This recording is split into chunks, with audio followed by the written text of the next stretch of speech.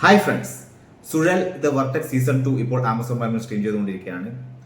Season 1 എനിക്ക് വളരെയധികം ഇഷ്ടപ്പെട്ട ഒരു സീരീസ് ആയിരുന്നു. ആമസോൺ പ്രൈമിന്റെ കാര്യത്തിൽ ഞാൻ മുമ്പേ പറയാറുണ്ട്, ഇന്ത്യൻ OTT പ്ലാറ്റ്ഫോമുകൾ എടുത്തു കഴിഞ്ഞാൽ ഏറ്റവും നല്ല ക്വാളിറ്റിയുള്ള ഇന്ത്യൻ സീരീസുകൾ തരുന്നത് ആമസോൺ പ്രൈമാണ്. സുഴൽ എന്നുള്ള സീരീസിന്റെ ജോണർ സസ്പെൻസ് ഡ്രാമയാണ്. സീസൺ 1 നീലഗിരി ജില്ലയിലെ സമ്പലൂർ എന്നുള്ള സ്ഥലത്ത് അങ്ങാളമ്മൻ എന്നുള്ള ഒരു ദേവിയെ പ്രീതിപ്പെടുത്താൻ വേണ്ടി ഓരോ കൊല്ലവും 10 ദിവസം നീണ്ടു നിൽക്കുന്ന മയനക്കൊല്ലൈ എന്നുള്ളൊരു ഫെസ്റ്റിവൽ നടത്താറുണ്ട്. ആ സമയത്ത് നടത്തുന്ന സംഭവ വികാസങ്ങളായിരുന്നു സീസൺ 1 ഡിസ്കസ് ചെയ്തത്. അതിൽ പോലീസ് ഉദ്യോഗസ്ഥനായിട്ട് കതിർ, പിന്നെ അവരുടെ ഒരു ലവ് ഇൻട്രസ്റ്റ് പോലെ പക്ഷെ നല്ല ഇമ്പോർട്ടൻ്റ് റോളിൽ ഐശ്വര്യ രാജേഷ്, ഇവരായിരുന്നു മെയിൻ അഭിനേതാക്കൾ. ആ ഒരു സീരീസിൽ ഫസ്റ്റ് പാർട്ടിൽ എനിക്ക് ഐശ്വര്യ രാജേഷിന്റെ പ്രകടനം അത്ര അങ്ങനെ ഒരു കൺവിൻസ് ആയി തോന്നിയില്ല, കുറച്ചൊക്കെ ഓവർ ആക്ടിങ് ഉണ്ടായിരുന്നു. സീസൺ 1 കുറച്ച് തുടർച്ചയാണ്. പക്ഷേ സീസൺ 1 കാണാത്തവർക്കും വേണമെങ്കിൽ ഇത് കണ്ടിരിക്കാൻ പറ്റും. അങ്ങനെ ഒരു പക്കാ സീക്വൽ എന്നുള്ള രീതിയിലല്ല, ഒരു സ്റ്റാൻഡ് അലോൺ സീരീസ് ആയിട്ട് ഇതിനെ കാണാൻ വേണ്ടി പറ്റും. ഇതിന്റെ കഥ നടക്കുന്നത് കാളിപ്പട്ടണം എന്നുള്ളൊരു ഫിക്ഷണൽ വില്ലേജിലാണ്. അവിടെ ഇതേപോലെ ഒരു ഫെസ്റ്റിവൽ നടത്തുന്നുണ്ട്. മുമ്പ് മയനക്കൊല്ല എന്നുള്ളൊരു ഫെസ്റ്റിവലിനെ കുറിച്ച് പറഞ്ഞല്ലോ.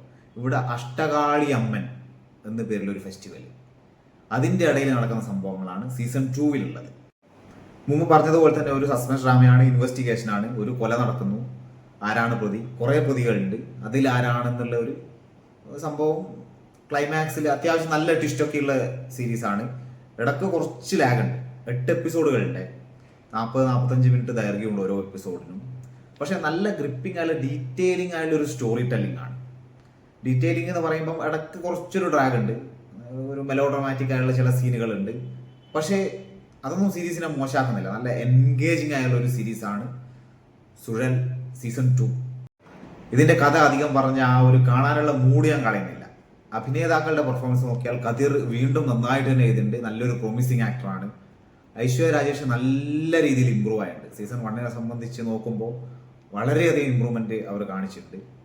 മലയാളത്തിന്റെ ലാല് ഒരു ഇമ്പോർട്ടൻ്റ് റോളിൽ അതിഗംഭീരമായി അഭിനയിച്ചിട്ടുണ്ട്. കുറേ അധികം പ്രധാനപ്പെട്ട സ്ത്രീ കഥാപാത്രങ്ങൾ ഈ സീരീസിലുണ്ട്. ഗൗരി കിഷനിൽ തുടങ്ങി പിന്നെ കുറേ ആളുണ്ട്. മലയാളത്തിലെ മഞ്ജിമ മോഹൻ ഒരു എപ്പിസോഡിലേ ഉള്ളൂ, അത് അതിഗംഭീരമായ പെർഫോമൻസ് അവർ കാഴ്ചവെച്ചിട്ടുണ്ട്. അങ്ങനെ നോക്കുമ്പോൾ പെർഫോമൻസിന്റെ കാര്യത്തിൽ ഒരു വിട്ടുവീഴ്ചയും ആരും കാണിച്ചില്ല. ഇതിന്റെ മേക്കേഴ്സ് പുഷ്കർ ആൻഡ് ഗായത്രിയാണ്, ഹസ്ബൻഡ് ആൻഡ് വൈഫാണ്. അവർ മുമ്പ് ചെയ്തത് സീസൺ 1 അവർ തന്നെ ചെയ്തത്. പിന്നെ വിക്രം വേദ, തമിഴും ഹിന്ദി വേർഷനും റൈറ്റിങ്ങും ഡയറക്ഷനും ഒക്കെ അവർ തന്നെയാണ്. പിന്നെ ആമസോൺ പ്രൈമിൽ മുമ്പ് നല്ലൊരു സീരീസ് വന്നിട്ടുണ്ടായിരുന്നു, SJ സൂര്യ ഉള്ളത്, വാദന്തി.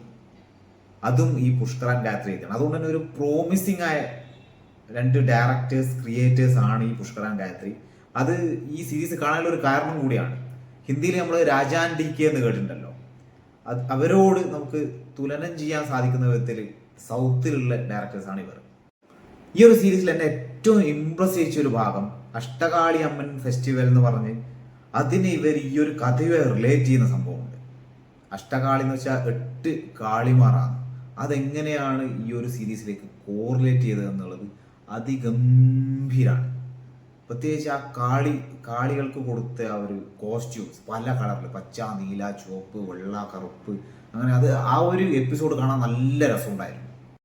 ഈ സീരീസിന് പൊതുവേ വന്നത് മിക്സ്ഡ് റിവ്യൂസ് ആണ്. സീസൺ 2 ഞാൻ പറയുന്നത്.